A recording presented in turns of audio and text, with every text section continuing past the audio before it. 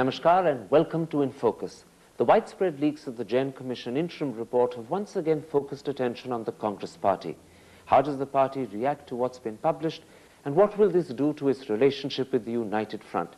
Here to address both questions is one of the most senior members of the party, a member of its Central Working Committee, Arjun Singh.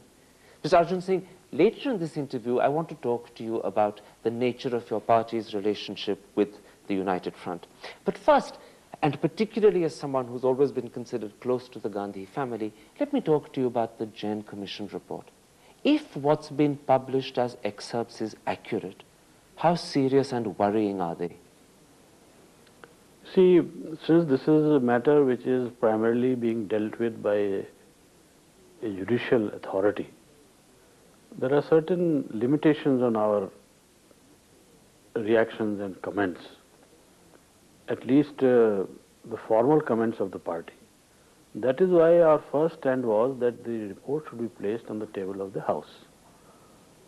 The government accepted that.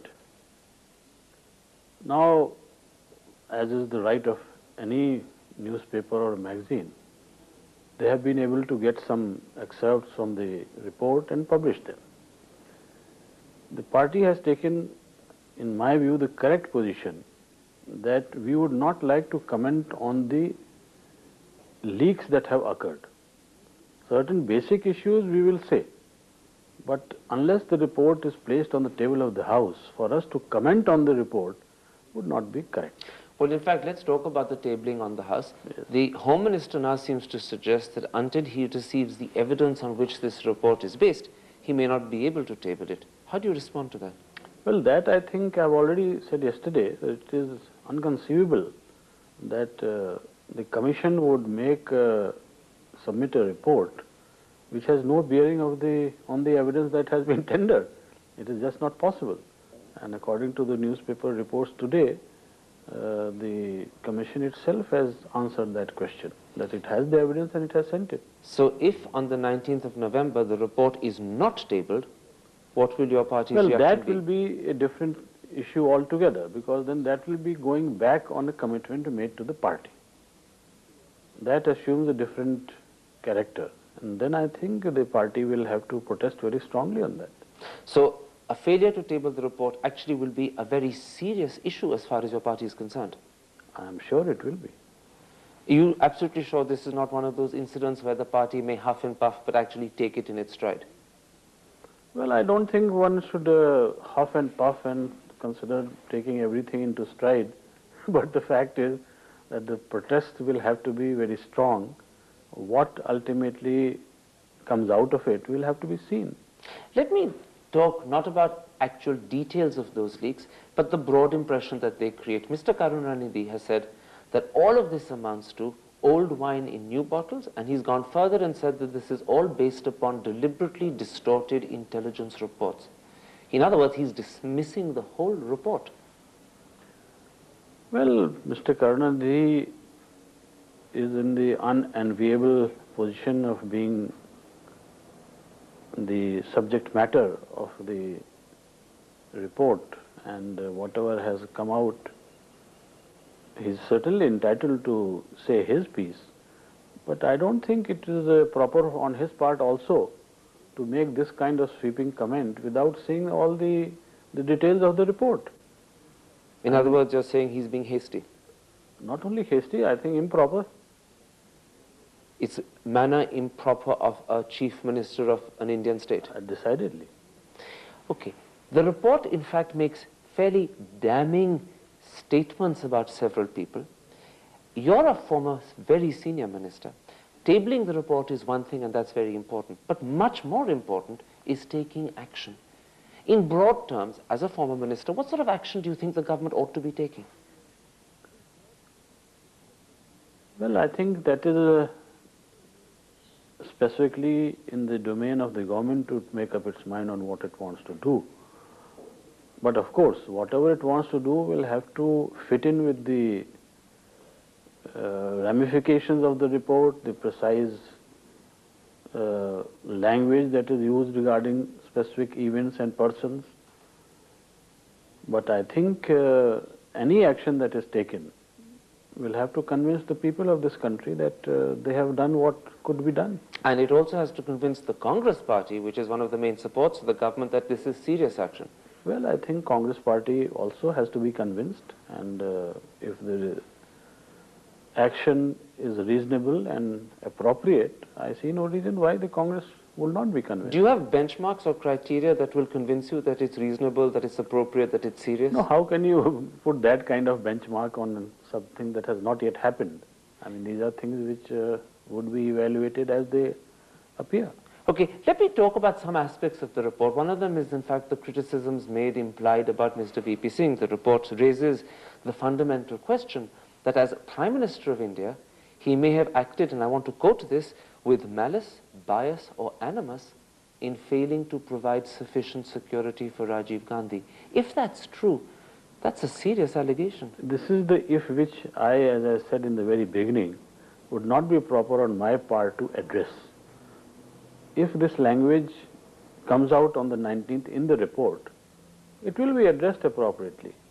But the leak is a leak, and I think I'm not denigrating anybody, but the fact is that how do you go by the authenticity of Sure. the leak? But if this comes out on the 19th as being accurate, then this will mean that this is a very serious allegation. Yes, if it comes out, then this will have to be addressed in that way.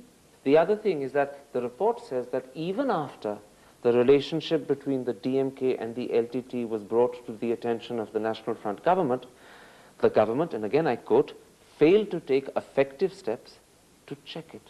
Now that seems to suggest not just negligence, some sort of connivance. Well, all this is something which, as I've said, will have to be responded to in a very serious manner. But again, the whole thing is, if it is there, we will certainly do it. But we can't presume anything. Of course. You know, your party, of course, will probably be most concerned if the allegations are borne out on the 19th by what's said about Mr. Karunanidhi's role. Now, the report, based upon the excerpts published, suggests that he went out of his way to provide protection to LTTE killer squads. And this is borne out by depositions made by former Home Secretary Nagarajan and by intelligence reports. I wish this interview would have been held after the report had been placed on the table of the House, because my difficulty is that I cannot take for granted whatever has appeared in this leak. No, but can you tell me that if these leaks are accurate, you're deeply concerned about them, if they're accurate? Well, I am deeply concerned not only after these leaks, but I think it is a matter of record that I have been deeply concerned about the manner in which the whole effort by the Jain Commission was going on, and how that effort was being obviously thwarted by acts of omission and commission. And therefore there is no question of this whole thing. If it comes out in this manner, this will only add to my feelings and what you may call my ruffled feelings. And your suspicions? Well, there is no suspicion. There will have to be a point where the finger has to be pointed. You can't go on suspecting something. Your party has always had its doubts about the DMK and Mr. Karunanidhi's roles. Now, if these allegations turn out to be correct, those doubts have been proved, haven't they? That is the logical run of events. All right, so far we've been talking about what's in reports, what are in leaks that are yet to be verified. But recently, after the publication of these leaks, former Prime Minister Chandrasekhar publicly said that when he was Prime Minister, he had 3 separate discussions with Mr. Karunanidhi, where absolutely no one else was present, and those discussions were leaked somehow to the LTTE. Now that's a worrying indictment, isn't it? Well, he is not part of the Jain Commission, but he is a former Prime Minister. And if I may say so, one of the senior leaders of the country, if he has said this, obviously Mr. Karunanidhi has something to reply for. And you want to hear Mr. Karunanidhi's answer? Why only me? Everyone would like to hear him. If Mr. Karunanidhi fails to give an adequate answer, can you continue to support a government of which his party is a part?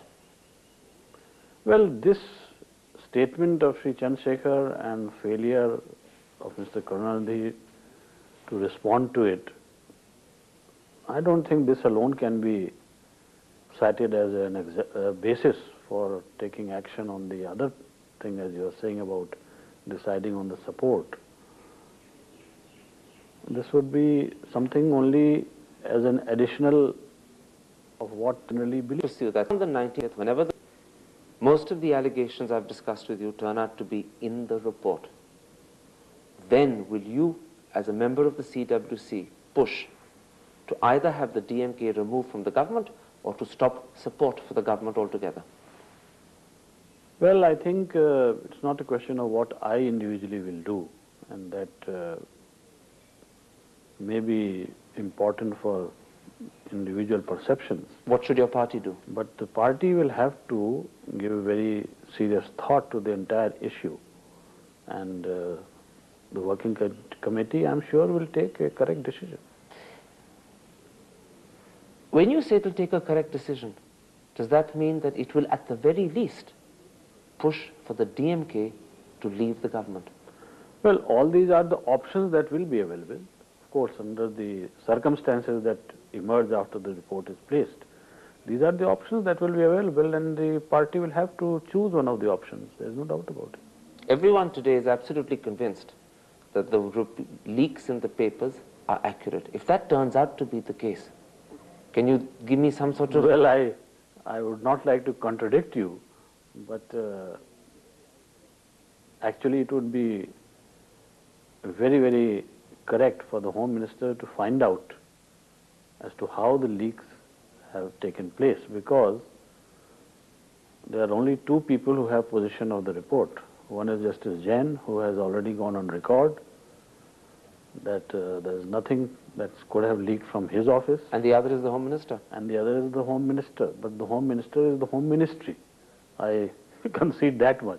So if Justice Jain is correct that he hasn't leaked it, it has to be the Home Ministry.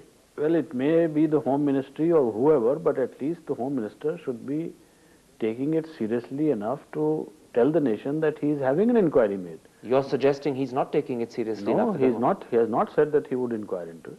On the contrary, I think this question was posed and there was no answer. Let me put something else to you. Not only has he not said he's going to inquire into how the leak happened, now that the leak has happened, is it not incumbent upon him, given the tension and the fraught situation is created, to very quickly inform the country whether it's accurate or not? Well, I can't be speaking for somebody else, but that would be the least that is expected. So once again, he's failed to live up to the high standards he should be following. Well, I don't want to comment on a very senior person, but I think as the holder of the office of the Home Minister of this country, there are things that people expect from him. Let me put one other thing. Given that he has not contradicted the veracity of the leaks, doesn't that in fact suggest that through default and through silence, he's actually acknowledging their veracity? I think that would be taking a bit too far. Okay, but let me come back then to my last question for this part. If on the 19th or 20th, when it's established that the leaks are correct, would it be the right thing for your party to demand the resignation of the DMK from the United Front government? Well, I must make it very clear that, as I said just now, the working committee is the forum which will take this decision. And the working committee will have to consider all the aspects of the matter as they emerge. What's your opinion on the matter? As they emerge from the report. What's your personal opinion? If these are correct Well, I reports... think what my personal opinion is will have to be voiced in that forum, because that will be a deliberation and a decision. I don't think I should voice my personal feelings before that. But you have said to me that at that point in time, very serious action and concern and thought will have to be given to the relationship. Definitely, there's no doubt on that. So you can at least agree that the Congress relationship with the UF at the moment today is perhaps at its lowest point, and there's a question mark there. Don't qualify it that way. I would rather say that this is an issue which could create very serious problems for this relationship. And it could break it. Well, it depends on what comes out, definitely. There we have to take a quick commercial break, Mr. Arjun Singh, but I want to continue this discussion and focus a lot more closely on the relationship of your party and the United Front in part 2. Don't go away, we'll be back in just a minute to continue this discussion with Mr. Arjun Singh.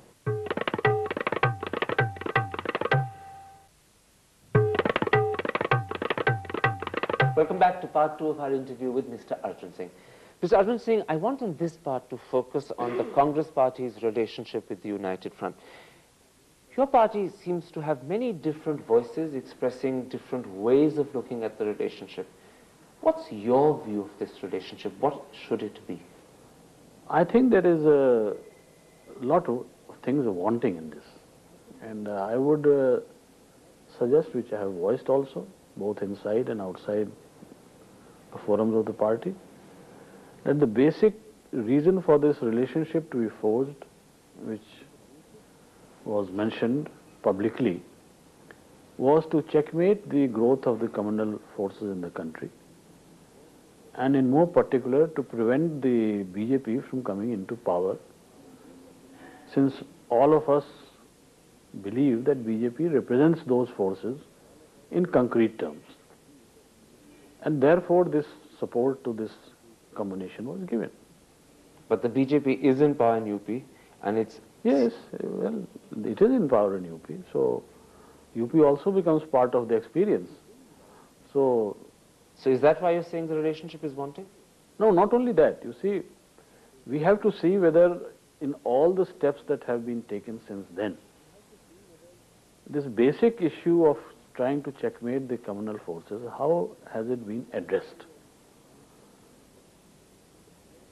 I think even much before the UP matter boiled over and the BJP came back to power, there was a stage when an effort was made to bring into existence a non-BJP government in Uttar Pradesh under Srimati Kumari Mayawati. And that failed? No, that was not, it failed because it was not responded to properly. In other words, you're saying that the United Front, in its moment of test, failed to support the reason for your support for them? Yes, exactly. So are you saying that the time has come to reconsider this relationship? The time has come, which I think and my party also thinks, because now it is part of our official stand, that there is need for a very frank and deep dialogue between the Congress party and the UF on all these issues. Not only acting and reacting when something happens.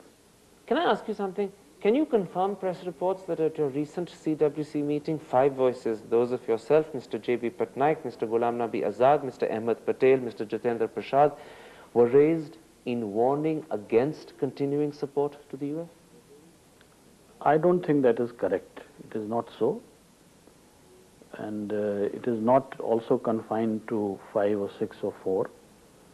The general impression was that came out of that discussion was that such a dialogue must take place so that this relationship becomes a little more strong and does not retain the fragility it has till now. For example, one question that was raised, that we should have a coordination committee. That was one of the attempts. It has not come to pass. It has not been constituted. At least this dialogue should start so that maybe at the end of the dialogue the committee could come into existence. Did the CWC reflect a feeling in your party that perhaps the Congress is being taken a little for granted in this relationship? I won't say taken for granted, but this much is quite clear, and it was reflected in the discussion generally, that I think a little more attention needs to be paid not only to the feelings of congressmen but to the interest of the Congress party, because you cannot just go on talking about checkmating communal elements or forces, and whenever an occasion arises, then you start attacking the Congress party as if it is also a communal force. So in other words, you still want it to support you. So in other words, you're saying that the United Front sometimes acts with 2 faces and 2 voices? Well, I think it acts in a manner which perhaps is not conducive to a good relationship between the Congress and the US. This much Okay, I can say. that's very clear. Let me put to you something that Mr. Pranab Mukherjee said to us very recently in an interview. He said to us that the Congress party has no option but to support the United Front, and even when the two disagree, the best you can hope for is an agreement to disagree. Now that's a very passive attitude to this relationship. Well, there are certain inhibiting factors, there is no doubt about it, because we don't want to rush into an election. And But you take a more assertive view of the relationship than he does. well, we have to be assertive, and this is what has come out of the latest meeting of the CWC.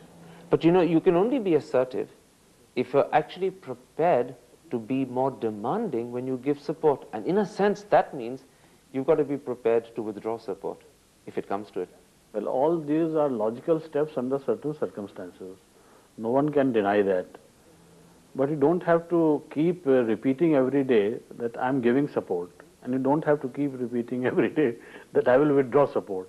Well, at the moment, can I say, that at every conceivable opportunity, the impression created by your party president is that he's constantly affirming support. No, support is there. He's affirming what is already there. But is it right that he should be affirming it so frequently, so often? Well, this is a manner of speaking, I think. We should not find fault with him on this account. The press says that at this recent CWC meeting last Sunday, several members of this top committee advised the president against constantly reiterating and repeating support. Is that true? No, I don't think, nothing was said in this way. Was a code of conduct for his behavior or his actions suggested to him? I think it's a preposterous suggestion. How can somebody suggest a code of conduct for the president? It's not correct. No one's denied it in the press, and the No, press it's has not repeated correct. this. It's not correct. This is absolutely wrong. No one suggested that. Let me put something to you. As far as the press reporting goes, your party seems to be divided at the moment between two poles. Those who are saying it's time to reconsider the nature of this relationship and perhaps withdraw support. And on the other side, there are those who are saying, let's join the government. Let's become part of it. Do you think there's any likelihood of your joining the government? You see, in the political scenario that exists in the country today, the question of joining the government has always been an option. Till now, the party has taken a view that we don't think it is proper to join the government. Has that changed now? That is where matters stand as of today.